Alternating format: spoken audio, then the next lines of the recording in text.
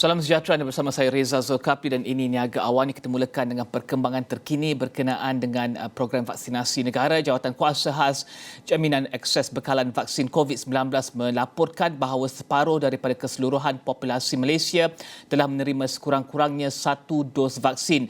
29.1% populasi Malaysia telah lengkap 2 dos. Menurut JKJAV, ini adalah satu langkah ke hadapan untuk mencapai perlindungan yang dikehendaki. Dalam masa yang sama, setakat semalam 40% populasi dewasa Malaysia di seluruh negara telah terima 2 dos vaksin dan 69.8% populasi dewasa telah terima 1 dos vaksin. Laporan penuh di astroawani.com dan juga di saluran 501.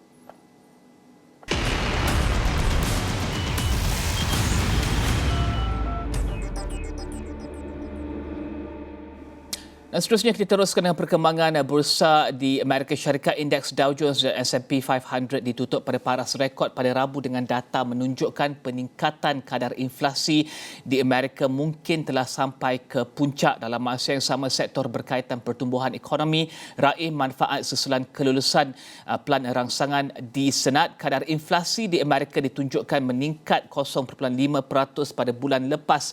Bulan ke bulan selepas naik 0.9% pada Jun. Tahun ke tahun, kadar inflasi di Amerika meningkat 5.4% pada Julai. Pada penutup, indeks Dow Jones naik 220 mata, S&P 500 naik 10 mata dan juga Nasdaq jatuh 22 mata. Presiden The Fed Kansas menyatakan bahawa pada Rabu, pertumbuhan ekonomi Amerika kukuh dan ia menunjukkan masa untuk kurangkan polisi sedia ada. Dalam masa yang sama, The Fed Dallas menjelaskan Bank Pusat Amerika itu akan umumkan jangka masa pengurangan pembelian bond bulan depan dengan pengurangan dijangka bermula pada Oktober.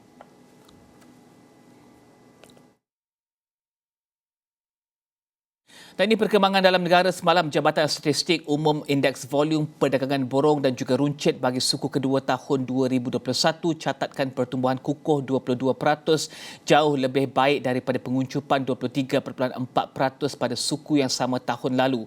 Ketua Perangkawan Malaysia Datuk Seri Dr. Muhammad Uzair Mahidin berkata pertumbuhan itu disumbang subsektor kenderaan bermotor yang tumbuh 28.2% diikuti perdagangan runcit dan perdagangan borong masing-masing dengan 21.7% dan 21.2%. Manakala bagi perbandingan suku tahun ke suku tahun, indeks volume menurun 7.7% pada suku tahun ini. Indeks volume kenderaan bermotor naik 28.2% tahun ke tahun, disokong oleh jualan kenderaan bermotor yang berkembang 44.3%. Tambah beliau, indeks volume perdagangan runcit yang meningkat 21.7% berbanding suku tahun yang sama tahun sebelumnya didorong oleh 4 faktor. Faktor tersebut adalah jualan runcit di kedai pengkhususan, jualan runcit barangan kesenian dan rekreasi, jualan runcit barangan isi rumah dan jualan runcit peralatan informasi dan komunikasi. Indeks volume subsektor perdagangan borong juga menunjukkan trend positif untuk mencatatkan pertumbuhan 21.2% pada suku kedua 2021 berbanding suku yang sama tahun 2020. Bagi indeks volume pelarasan musim, beliau berkata perdagangan borong dan runcit menurun 5.1% berbanding suku pertama 2021. Jelasnya semua subsektor mencatatkan pertumbuhan negatif iaitu kenderaan bermotor 29%, perdagangan runcit 2.2% dan perdagangan borong 1.3%. Dan kita akan bincangkan berkenaan dengan perdagangan runcit sebentar saja lagi selepas rehat. Sementara itu, Serba Dynamic Holdings Berhad melalui anak syarikat Malaysia dan Indonesia yang berjaya peroleh 15 kontrak operasi dan penyelenggaraan OM serta kejuruteraan pemerolehan, pembinaan dan pentauliahan EPCC. Menurut penyedia perkhidmatan minyak dan gas bersepadu global itu, dalam satu kenyataan pada Rabu, daripada 15 kontrak tersebut, 8 bernilai $67.7 juta dengan jangka masa kerja sehingga 31 Mei 2024. Serba Dynamic Holdings Berhad berkata unit PT SDI memperoleh 3 kontrak OM di Indonesia, 2 daripada PT Pertamina dan 1 daripada Saka Energy Muria Limited.